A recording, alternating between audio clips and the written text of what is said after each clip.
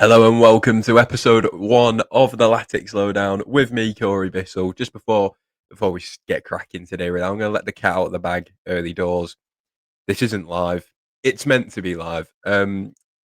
These will be live Wednesdays, 7 p.m. every week during the pre-season, during the off-season, during transfer season, which we'll touch on today.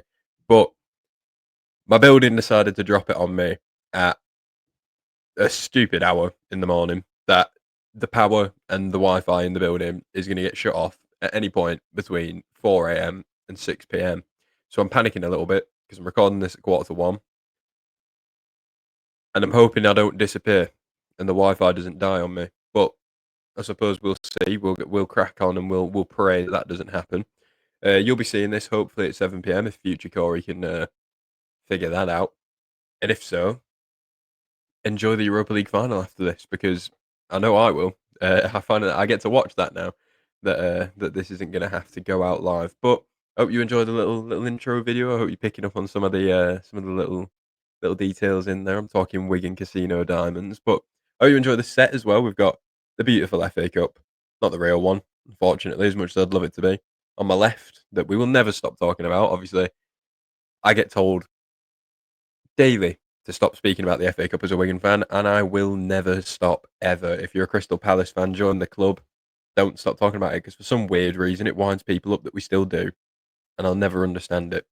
On my right, obviously, we've got a trophy that we're unfortunately a little bit more versed to in recent times. A trophy that I enjoy winning, but I'd rather not be in the division. So swings and roundabouts, really. Hopefully, we win another one this year. No pressure, Ryan, but I'd love another one. I'd love another one. We'll touch on that today and how likely bringing another one of these home is. I don't know what I'll do if we do win it. I've got to do something with that. I've got to turn it gold or something as the season goes on, or in fact, no, not as the season goes on. I know I'll jinx it, but today, just a quick rundown on what we're gonna do because obviously there are no games. Bit gutting, bit gutting. No one enjoys the summer without the football. I know we don't. Especially if you're tuning into this, I know you're sat there yearning for Wigan back, and I am too. But obviously, we've got no games to sort of preview and review. Like I said, these episodes will be live normally every week, Wednesday, 7 p.m. So get yourselves in the live chat, throw some questions at me, throw some questions in the comments on this video as well, and I'll hopefully get round to them next week. But yep, Wednesday, 7 p.m. These will be live every week in the off season, unless something like major happens, in which case I'll go live as soon as I can. But I can't necessarily see that happening unless we go and sign Ronaldo, which you never know with Latics, but I highly doubt it. So Wednesday, 7 p.m. up until the season. And then when the season starts, when the games kick off, when the fun starts, we will be doing pre-matches, we will be doing post-matches, and all that fun stuff. I'll be trying to get guests on from other podcasts, maybe where maybe it's not a podcast, maybe it's just a prominent fan in a fan base to sort of preview each and every game. So if you know anybody that runs any sort of podcast for another League One club or is a prominent figure within a fan base of another League One club, then please do at me on Twitter, Corey Bissell _16 or Latics _live. Either of those, we will look to get guests on as the season progresses. In the off season, I do have guests in my head planned anyway. They don't know it yet, but they will be getting to it at DM. So keep your inboxes open, lads. If you're a prominent fan in the fan base, unless you're a Penguin, in which case I'll probably leave it. But I do love the Penguin. Nevertheless, should we get cracking? I'll start with the return list. I'm quite giddy. I'm quite giddy. Being able to sort of express my thoughts and feelings on things on Twitter is one thing. Being able to do it directly to you down a camera lens is another. So I'm quite giddy for this. I'm quite excited. We'll start with the return list, like I said. Should we just get into it? Should we just go? Should we just start? Should we have a chin wag? Let's do it. So I've got the return list here in front of me. What I'll do is I'll go through everyone and what has happened, pretty much, and then I'll come back to him and speak to him individually. So we've got options have been exercised in the contracts of Tom Watson, Luke Robinson, Joe Adams. New contracts have been offered to Matthew Corrin, Harry McHugh, and Callum McManaman. Again, I'll save it, but we'll come back to it.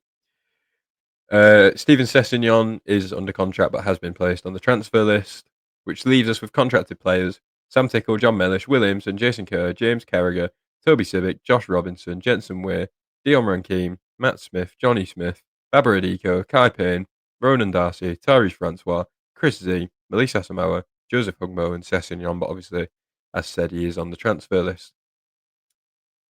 That's a lot. That is a lot. So we'll go back to the top and we'll go through these one by one. Please do bear with me.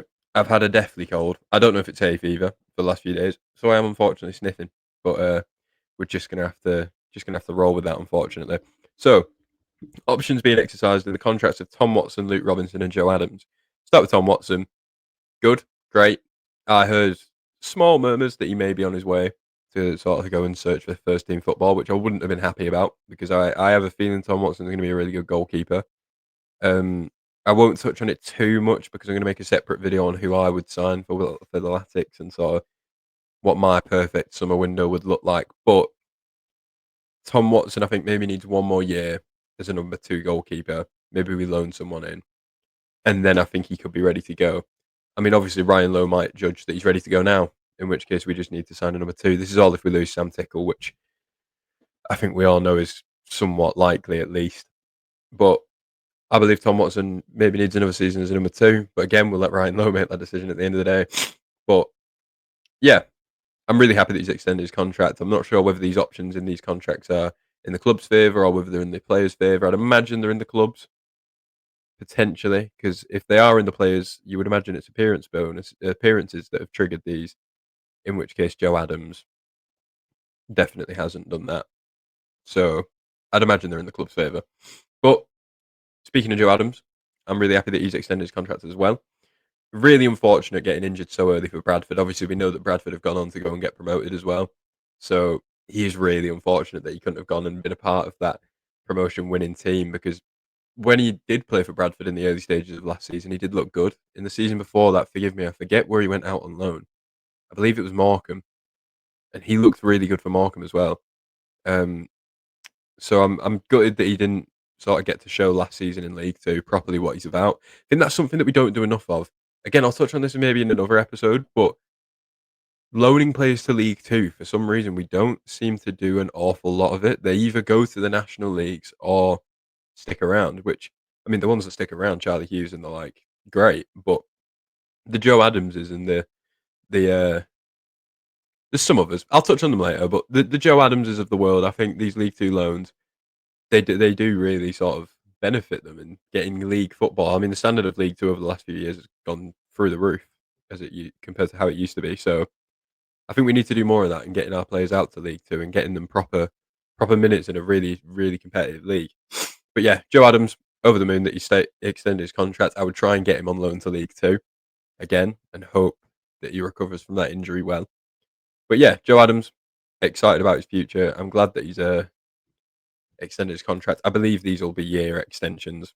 It doesn't say in the statement, but I would imagine there will be 1 year extensions. So yeah, that's Joe Adams. Luke Robinson again, really happy that he's here for another year because Luke Robinson is a great defensive left wing back.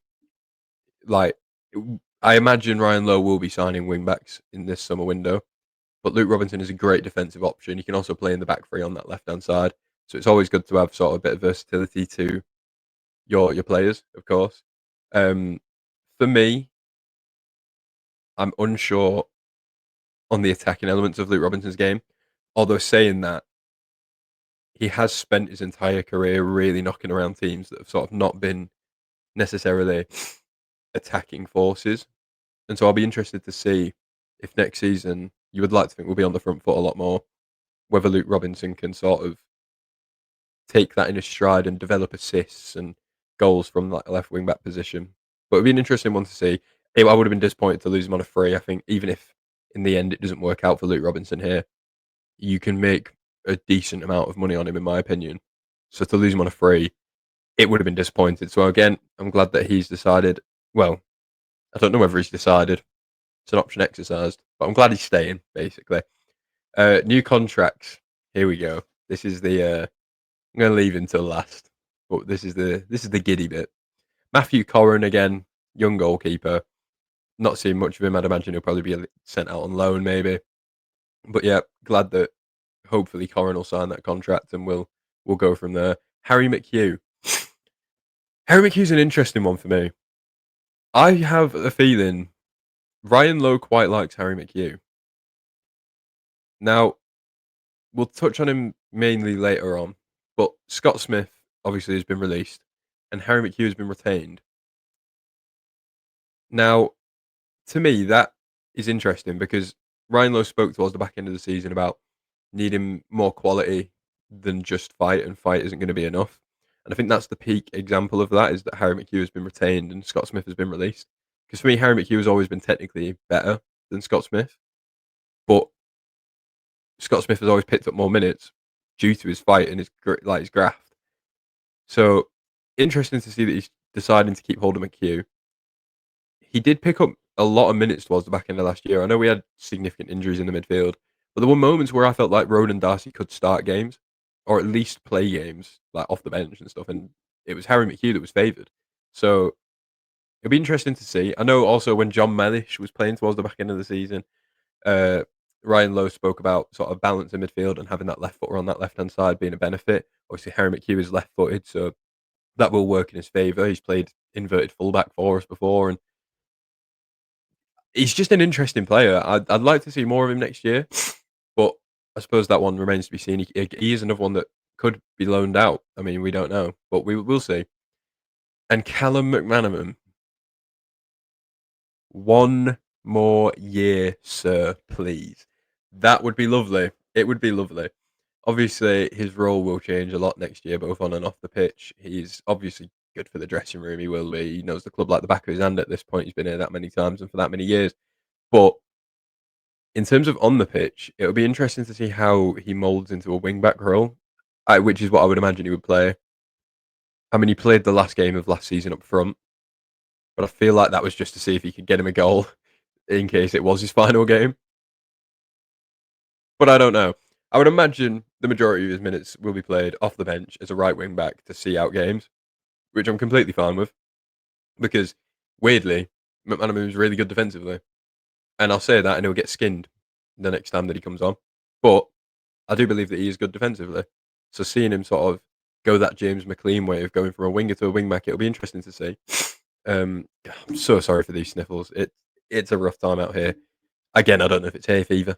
Anyway, Callum McManaman, I'm buzzing. I'm absolutely buzzing.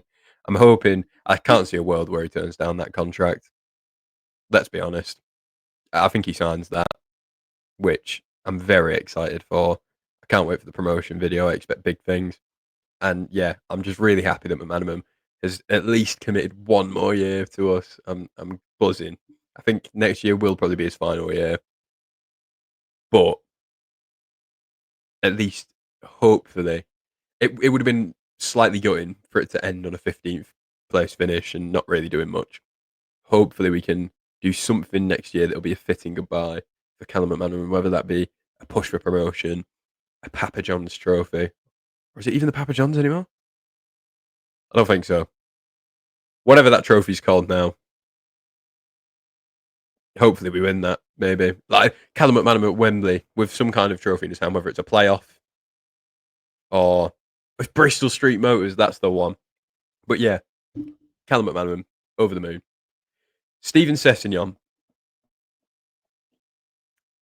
Okay, this is an interesting one. Now, injury record, poor. Or at least in recent times, injury record's poor. As an inverted fullback, Steven Sessegnon is a really good player, and he will be a really good player for whoever he decides to move to. But that's not what we do anymore. We are athletic wing backs, which a wing back who's never necessarily had the most amount of pace, with a poor injury record. I don't think Sessegnon's got the athleticism to play as a wing back in our team. I also don't think he's got the air miles to play as a midfielder, like starting games and playing full 90s in midfield and not coming in there as an extra man from fullback. So I think it is the right decision, both for the club and for him. Going play for like, I don't know, Leighton Orient. I say that they're high flying, but Sean Clay did the same thing. But I'm sure he'll be a great player for whoever he goes and signs for. I'm glad that we'll get a little bit of money for him, even if it's not much, because I believe he is in the last year of his contract. And with it being so obvious that we're trying to offload him, I can't imagine we'll receive the biggest amount of coffers for him. But it's something nonetheless. It's better than letting him run his contract down, and I'm sure he doesn't want to just sit in the squad for the next year and not really do much. So I'm glad that we'll be getting some money for Steven Sessegnon. He's had a good spell here. I don't think he's been bad by any stretch of the imagination, but we're just going in different directions, unfortunately, and that's just how it's going to be. He seems to be great for the dressing room as well. We've all seen the Sess show, but it's time for that to unfortunately come to an end. Loanees will be returning to parent clubs. Obviously, we've got Luke Chambers, Ollie Norburn, Owen Dale, Will Goodwin, Silko Thomas, and Dale Taylor will all be departing the club. I know a lot of people would love to see Dale Taylor back. I don't personally see that happening, but you never know. You never know. I Ryan Lowe did speak on that at the end of the season. He was like, "It's unlikely, but we'll see." And I just want to have a minute for Scott Smith because I love that man. Scott Smith is brilliant. He's a brilliant man. He's a brilliant player. I know at times like his technical ability has been questioned, which I think is fair. But one thing you can never question about Scott Smith is his desire and effort to play for this club. Every single minute that man was on a pitch, he was chomping at the ground to try and win the ball back and progress it forward. The effort was absolutely there. He loved the club. He did good things in the community. Like he's just a great lad. So I really hope that he gets fixed up at a decent level club. If he goes any lower than League Two, he's doing himself a disservice because, again, I know his technical ability has been put into question at times, but that's just for our lofty standards of sort of pushing for League One titles. If he goes in lower than League Two, I'll be in shock because obviously if he drops down a division, he'll get more time on the ball, and I don't think he's awful on the ball. Like people towards the back end of last season got so frustrated with him, and I do understand some of it to an extent, but there was a period for me halfway through last season where it looked like he'd really learned from Matt Smith, and that you'd sort of developed this ability to sort of take the ball in the half turn and play it wide. And I do think Scott Smith is a good player. I do. You don't play as a midfielder for a League One side without having technical ability, so it is in there. Hopefully, maybe he drops down to League Two and sort of gets more time on the ball and really develops that side of his game. But Scott Smith, I wish him all the best. Obviously, he's a great lad, great player, and I am gutted to be losing him. To be honest, I think having that element of nastiness, which ironically Ryan Lowe has done an interview recently and spoke about the need for that bit of nastiness, and Scott Smith obviously just wasn't cutting it for him personally, but he's a good lad. So I hope he gets fixed up at a solid League Two team at least, maybe even a League One team. You never know. And I wish him all the best, of course. But what else have we got today? That's the retain list done. I've got 5 transfer rumours. Now, some of them, admittedly, are sort of a bit of fan hearsay, putting 2 and 2 together, sort of players that Ryan Lowe has worked with previously and players that could be achievable for us to sign. But some of them are credible sources. I've got 5 here today for us. Obviously, if things develop over the coming weeks and rumours start flying, which I imagine they will, especially when the playoff finals are done and all the retain lists are released, then I'll bring you to them here weekly. I'm hoping that week to week these transfer rumours start hotting up and we can have some sort of like debate over legitimate rumours consistently. Because I know Wigan, over previous years, I have complained to people around me a lot that we get 3 months in after the season's finished and there's been nothing. And then all of a sudden, it all comes at once. So it would be brilliant for the podcast if we could just drip feed me something week by week, give me something to talk about. But we've got 5 here today. I'll go through them now. I've even made little notes on them for us here. So if I move myself over here, stick this on the stage. Here we go. Spoiler, Ryan Ledson. Okay. This one's a little bit fan hearsay and working off the fact that he has worked with Ryan Lowe before at Preston, obviously. I would really like Ryan Ledson. No, like, obviously, of course. Really good Championship midfielder on his day. I'm surprised that he's being linked to League One clubs so much and that no Championship team has been willing to take a punt on him, especially on a free. So I've got some stats here. Now, I know what you're going to say immediately, is that I haven't taken the stats from last season. Reason being, I think he started 14 games. Like, it's just not a good sample size to sort of go off last season. He didn't have any like major injuries. There's no reason. He just clearly wasn't fancied by the manager, which is fine. But I've gone back to 2 seasons before that and took both of the stats to show that obviously this isn't like he didn't just have one good season and that's the season that I'm showing. He has had multiple good seasons and there are more than these two. I could have shown more, but I thought I'd leave it at 2 because it'll show sort of his defensive capabilities. Now, the concern that people have had over Ryan Ledson is his goal tally and his assist tally. And I've seen people say that they don't want to sign him purely based off of those things, which for me is lunacy because that's not the type of midfielder that he is for a start. Second off, he's had a very good, I think it's 8-year championship career, something like that. If he drops down to League One, he's going to look around and be like, oh, I've got more time on the ball. And I'm playing in midfields that are worse.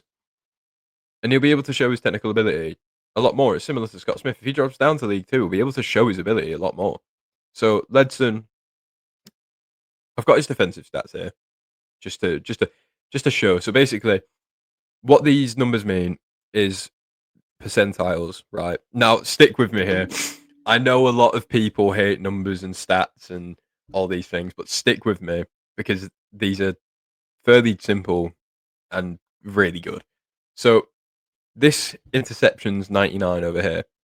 So what that means is that out of the entire of the championship in the 22-23 season, Ryan Ledson was in the top 1% for interceptions per 90, which means that he was in the top 1% at winning the ball back, basically, off of passes, which is ridiculous when you consider this man is now going to drop down into League One. That is outrageous. Obviously, the season after, he was in the 77th percentile, so he was in the top 23%, which is still great for a championship midfielder. These blocks and aerial duel numbers are great, considering he's 5'9", being in the 93rd percentile for aerial duels won the season before last is outrageous. So really solid defensive stats. Obviously, you'd imagine you would find it easier as a midfielder to win the ball back from League One players than you would championship players as well. So you could argue the stats are only going to be better in a division below in a good team. And then his on the ball stats, I don't have them here because they're not stellar. They're not terrible, but for a defensive midfielder in the championship, they're what you'd expect. He's in the 50s and 40s%. So they're not bad. But dropping down to League One in a team that you would imagine will dominate the ball more than Preston do in the championship, his on the ball stats are only going to improve. So you've sort of got to think trajectory wise, those percentages that were in the 60s, they're going to go 70s, potentially even 80s. And even if they don't, he's a great facilitator. I mean, for a defensive midfielder, he does the job. We've seen we never spoke about Tom Naylor's on the ball statistics. So he's that kind of player where he will just win the ball back, give it off to Ronan Darcy, who can go and create, to Harry McHugh, or to the wingbacks that I'm hoping we sign plenty of over the summer. But unfortunately, no wingbacks in today's list. But that's Ryan Ledson, and that's my thoughts on him. Great facilitator. I'd love him on a free transfer. Unfortunately, he's been linked to Huddersfield, and I have a bad feeling he's going to go there. But I'm going to have belief that Ryan Lowe, with previous of working with him, can convince him to come here instead. So, moving on. Tyree Backinson. Oh, excuse me. Now, Backinson's a little bit of a blind spot for me in that I can't really find many statistics on him that are relevant to a midfield player. Goals and assist numbers, again, not up there necessarily. I think they're a little bit better than Ledson, but obviously playing his career in League One, you would expect that. But he's a weird one. So Backinson, as I've got down here, 83 League One appearances, experience at the level, won promotion under Lowe from League Two at Plymouth in 1920 when he would have been 22, 21 years old. Then a playoff win with Sheffield Wednesday in 22-23, which I believe, looking at his stats and stuff, his Sheffield Wednesday year, if you're going to sort of take a year of example of Tyreek Backinson, look at that Sheffield Wednesday year. It's probably when he played the most League One football, and it's probably when he played the best. And then a 24-5 playoff finish this season with Wickham. So he's clearly a good player. He's clearly got experience of finishing in the sort of higher ends of the league. Lowe will know him from his time at Plymouth. Obviously, 5 years ago now, so it is a long time ago. But Ryan Lowe back then, compared to now, he will have picked up on what Backinson's strong points are, what his weaknesses are, and managers talk. He'll have been told sort of how he's developed, and he'll have a rough understanding. So it's another player that he's got previous with, albeit quite a while ago. But I can't comment as much on Backinson as I would like. I'm unsure on his contract situation. I've tried to find it everywhere. But if Wickham, well, no, Wickham can't go up now. I forgot they've been dumped out the playoffs. So maybe they'll keep hold of him. But I'm aware that he hasn't played a significant chunk of games. But his CV for teams that he's played for recently is like outrageous. He played for Charlton, he's played for Ipswich, played for obviously Wickham, Sheffield, Plymouth promotion. So he's got previous with being around sort of promotion chasing teams. So maybe he wouldn't be a bad member of the squad to bring in. Again, I put here 0 to 350k because I have no idea on his contract situation. It could be a free transfer.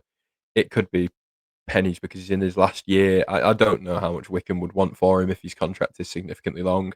But experience being up and around the leagues, Ryan Lowe knows him. He's 6'3", so he's a commanding presence in midfield. He's a ball winner more than a goal scorer, which I know a lot of you are going to go, oh, another ball winner, no, not a goal scorer. Let's be honest, we're not going to get another Tello Asgard. We're certainly not going to be able to buy another Tello Asgard. So, unfortunately, we're going to have to work with what we've got here. We've got Ronan Darcy to create and Harry McHugh. I imagine we'll bring another in, but we'll see on Tyreek Backinson how that develops. That is a credible source. I believe it was Peter O'Rourke, but don't quote me on that because I'm not 100% sure. But I believe that was... I don't know. But it was a credible source nonetheless. Right, Niall Ennis.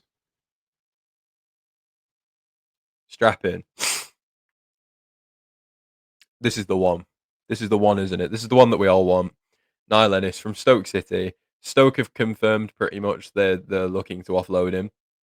He's going to cost a little bit of money, which is why I've got 700 grand plus. 25 years old, 35 League One goals in his career. Obviously, a lot of his career has also been in the Championship, so that's why those goal numbers aren't necessarily as high as you'd think. 16 League One assists, so he's also quite creative for a striker as well, especially in a Ryan Lowe system, which he's worked under before at Plymouth. Sort of playing in a two-striker formation, he can provide for his other striker as well as finish off his own goals. 7 and 2 assists in 17 starts from Blackpool since he joined them in January on loan. He's a great striker. There's no real weaknesses, especially to his game, other than maybe physicality, you could argue. But like I said, Stoke have confirmed to be letting him go. There's rumoured competition from Schumacher at Bolton, who obviously would have worked with him at Plymouth as well. But hopefully, Ryan Lowe can tease him our way. I've got really high hopes for Ennis in a full League One campaign. He will make the drop down to League One, I believe. It will be, I'd imagine, with us or Bolton or maybe like a Reading or a Luton. But I'm really hoping he comes our way. Because I think he'd be a brilliant striker. We're rumoured to be after 3 strikers, which I'll touch on at the end of this video.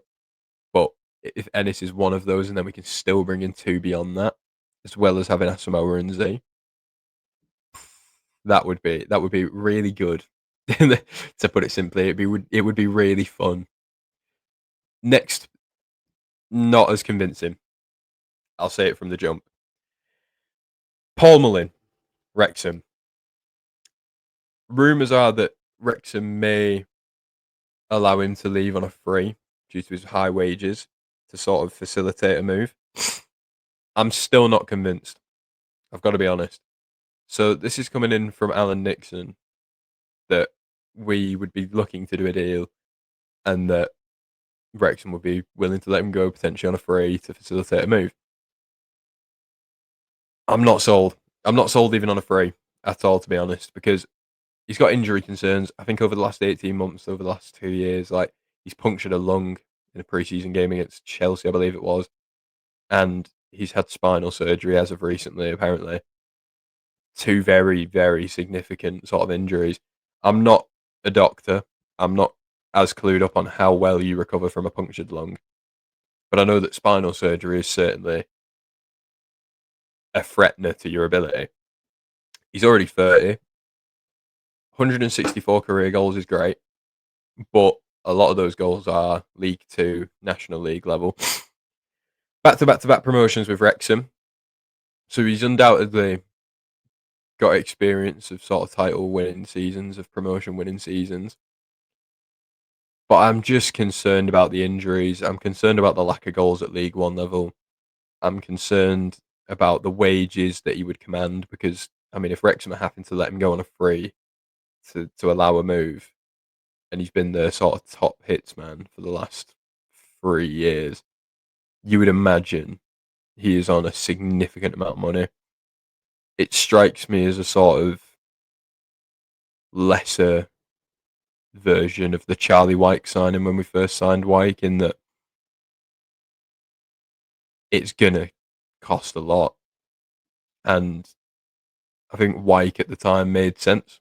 This to me doesn't. Wyke obviously had a lot of League One goals the season prior with Sunderland. Mullin doesn't have that same record in League One, but it's going to cost you about the same in wages, potentially even more. So for me, this is a skip. It's not a striker I would necessarily want to see come through the door. If he comes through the door, I'll back it because he does have a significant amount of career goals.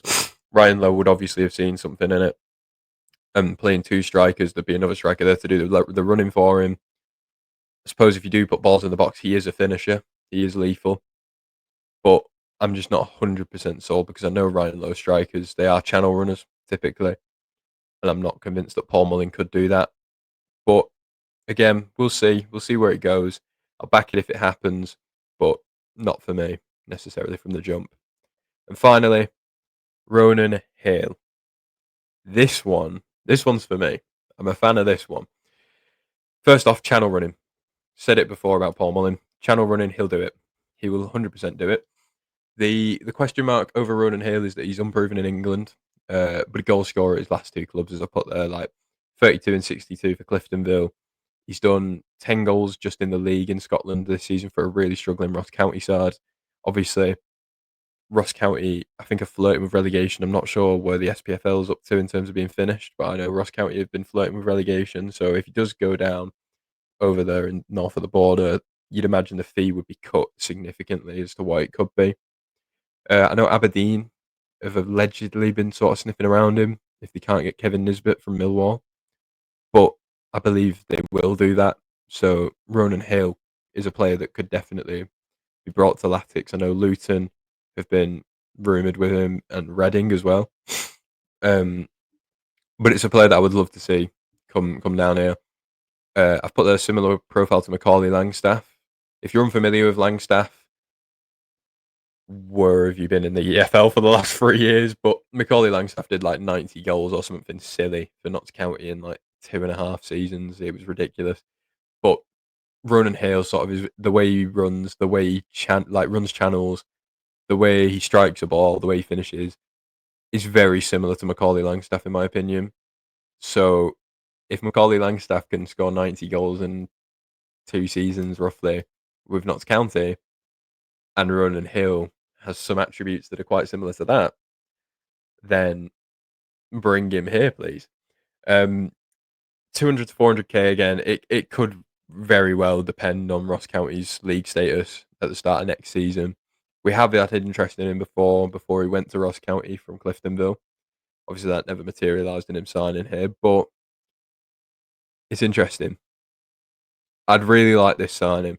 Out of all of these signings, Ryan Ledson, Niall Ennis, Ronan Hale, they're the three for me that stand out. Backinson and Mullin, I'm not as sold on, but those three, I'm convinced would do a good job for us. Like I said before, we are rumoured to be wanting to sign 3 strikers this summer. if Ronan Hale and Niall Ennis were two of those, I would be over the moon. And then obviously your third, I'd like to see a different profile. So Ennis and Hale obviously are channel runners. They're brilliant finishers, but they're not necessarily the most physical. Um, Maybe like a Sam Dolby, in my opinion, 6'3", been released by Wrexham. But we'll do this another day. Me talking about players I'd like to see come to the club, but I'd like to see a different profile for them too. Is what I'm trying to say, really. But that's all our transfer rumours for today. I'd just like to say as well quickly, there are some players that I think could be in trouble in terms of sort of the careers here. If I go back to the retain list quickly, just to pull up the squad. So obviously I said we want to sign 3 strikers. That would leave us with 3 strikers on top of Asamoah and Z. For me, Asamoah will stay. I think he's shown more than enough in the last 10 games of the season to show that he's a real threat in behind with his pace. Chris Z is another one of those players, as I spoke about earlier, that I'd like to see loaned out to League Two, but I would only like to see him loaned out to League Two in a 2-striker formation or as a number 10. Because for me, Chris Z can't lead the line on his own. He's not physical enough. I don't think a loan in League Two would develop that physicality. I just think the way he naturally is built, he is either a second striker or a number 10. So I'd like to see him potentially loaned out. But I've got 2 players on my mind when it comes to this retain list and our squad for next season that straight away stand out to me that are going to have to show something in pre-season and over the off-season to convince Ryan Lowe, is my gut feeling. So both wingers, Joseph Hungbo to start with. I think there is a world where he could transition into being a solid left wing back, but I'm not totally convinced. I think Ryan Lowe will want to bring in his own man as left wing back, and so Hungbo's going to have to work really hard to sort of prove that he can get minutes there, because obviously Luke Robinson's a really good defensive option. Say he brings in his own attacking option, suddenly Hungbo's third in the pecking order, and you've got a lot to prove. I can see a world where we could cash in on him over the summer, but you never know. He is physical. He's a strong lad, so he could develop into a solid left wing back. It remains to be seen. But Hungbo's one that I would sort of asterisk on the retain list that isn't necessarily up for transfer in the same way Sessegnon is, but should an offer come in, I can see a world where we do sort of accept it and just sort of cut our losses and shake hands and say, all right, maybe you don't necessarily suit the system, but you'll suit another League One club elsewhere, and sort of part ways. Another one for me, people aren't going to like this. Johnny Smith. Now, the left wing back experiment hasn't worked. It doesn't work, and in my opinion, it won't work, even with a pre-season. I love Johnny Smith, but he's a right winger. If you're going to play him at wing back, it's got to be on the right, which I don't think we'll do because he's obviously on his wrong foot there. Defensively, I don't think he's got as much as Joseph Hungbo or Dion Rankine or any of the other players that could play wing back sort of at the moment at the club that we've got. But yeah, Johnny Smith, I'm not 100% sold. I think he needs to try and nail down that right-hand sided striker position. I can see a world where, say, Rankine at right back, Johnny Smith at right striker, and they interchange every now and then, and Rankine will make driving runs and take defenders away, leaving space for Smith to cut in and do what he does. But again, I can see a world where maybe a promoted side, maybe a Bradford City, come in and offer a few $100,000 for Johnny Smith. I know he's only just signed that contract, but I can see a world where, say, a Bradford City, it springs to my mind immediately, want to take Johnny Smith and want to take a marquee player. I can see a world where we do cash in on him. I've got to be honest. But obviously, that's just my thoughts, my feelings. But let me know what you think about that in the comments. I imagine a lot of people will disagree with that, with Johnny doing so well last season. I'm not denying he did really well last season, but I don't know. I struggle to see where he necessarily fits in this system if it isn't in the right striker position. But I suppose that remains to be seen. But I'll leave it there for today. Thank you for watching. Thank you for sitting down with me and going through the retain list as well as some transfer rumours. We'll be back Wednesday, 7 p.m. next week. We'll be live next week, I promise. Um, all building Wi-Fi permitted. We will be live next week. So please do come, join the live chat, sort of get involved, and I'll see you here this time next week. Please like, please subscribe, share with your mates, share with your dog. Your dog would love this. I know your dog's a Latics fan, so get him involved. But yeah, thank you very much for watching. Have a good day. Enjoy United Spurs if future Corey gets us out for 7 p.m. And yeah, just have a good evening, sit down, chill out, and be sure to join us next week for episode 2 of the Latics Lowdown. Oh, baby.